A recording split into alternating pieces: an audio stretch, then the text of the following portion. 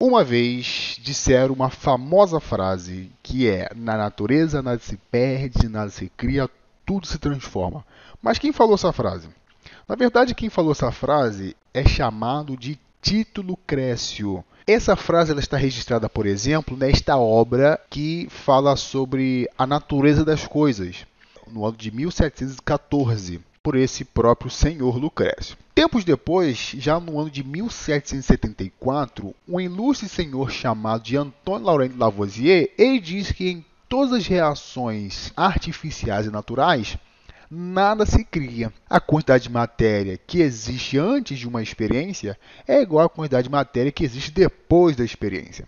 Então aqui ele está sintetizando que na natureza o que se conserva é a massa, independente se a reação química ela é artificial ou natural. Em 1826, um ilustre senhor chamado de Joseph Proust, ele propõe a lei das proporções definidas, também chamada de lei das proporções constantes. E ele diz que numa reação química, a proporção desses participantes é definida, ela é constante. Então, se você tem já uma proporção que ela é conhecida e quer fazer alguma alteração, você vai então fazer com que todos os seus participantes também se mobilizem para que eu tenha uma nova proporção. Mas isso partindo do pressuposto que você já conhece a proporção original. Então, por exemplo, vamos supor que você quer fazer um bolo. Só que vamos pensar que para fazer um bolo você precisa de 3 ovos, que você precisa de 2 xícaras de farinha, meia xícara de leite.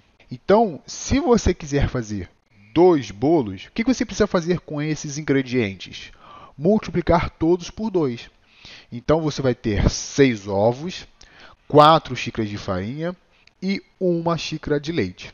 A estequiometria vem do latim e se escreve como stoichion. Stoichion significa elemento.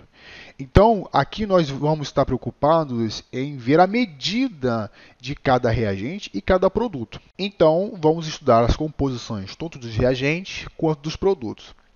A questão ela pode ou não fornecer uma equação química, mas se ela não te fornecer, ele pelo menos tem que descrever essa reação. Para isso, também é necessário fazer o balanceamento. Se você não fizer um bom balanceamento, você não consegue fazer, por exemplo, uma estequiometria. E sempre esteja atento às unidades de medida. Isso faz toda a diferença. Assim também como a quantidade desses caras e também diferenciar os átomos e os estados de agregação. Se ele está no estado sólido, líquido, gás ou vapor. Então vamos aos casos gerais, os dados importantes, as quantidades que a gente pode conhecer. Começando pela unidade de massa atômica, que é representado atualmente pela letra U. Antigamente era chamado de UMA, da unidade de massa atômica. Mas hoje a gente só chama de U mesmo. A unidade de massa atômica é o seguinte, é a massa em cada um átomo. Então, por exemplo, você vai lá na tabela periódica, você vai consultar a massa atômica de todo mundo.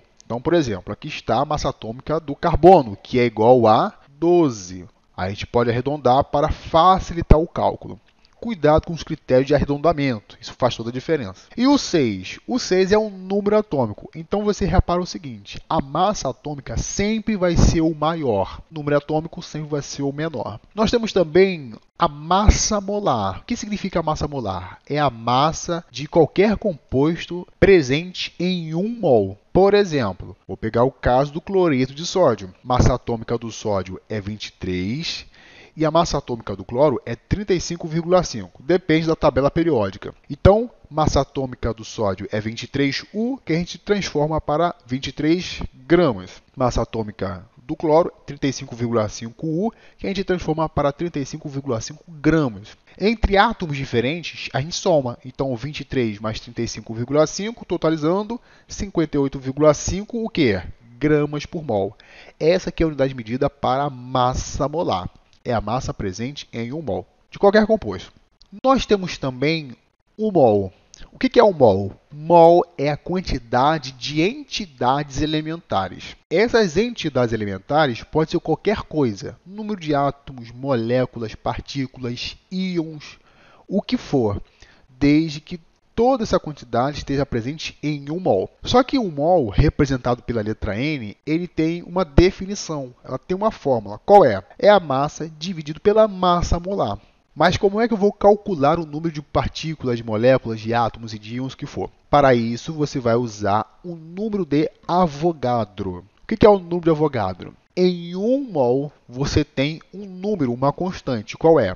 É o 6,022 vezes 10 elevado a 23, o quê? Moléculas ou partículas ou entidades ou fórmulas, elétrons, átomos, íons, o que for. E isso depende do contexto da questão. Quantos átomos eu tenho presente em uma massa tal? Então é só você lembrar quanto de moléculas de íons que for eu tenho presente em 1 mol ou na massa que eu tiver ali. É só você lembrar o seguinte, em uma dúzia você tem 12 qualquer coisa. Pode ser 12 ovos, 12 cadeiras, 12 lápis, 12 borrachas, porque uma dúzia significa 12. Bom, nós também temos uma equação que é chamada de equação de Clapeyron. Ele é utilizado para gases e gases que estejam fora da CNTP. Significa a condição normal de temperatura e pressão. Mas que condição normal de temperatura e pressão é essa? É na temperatura de 0 graus Celsius e pressão de 1 atm. Então, se ele estiver fora dessa pressão e temperatura adequados, logo você vai ter que usar essa equação de Clapeyron, que é o PV é igual a nRT. Ah, ele não está fora na CNTP, ele está dentro, nas condições ambientes de temperatura e pressão, ou condições padrões de temperatura e pressão. Então é só você lembrar de que em 1 mol eu tenho um volume de 22,4 litros. Lembrando que é para gases, se estiver na CNTP, você vai comparar 1 mol para 22,4 litros. Se estiver fora, você vai ter que usar a equação de Clapeyron.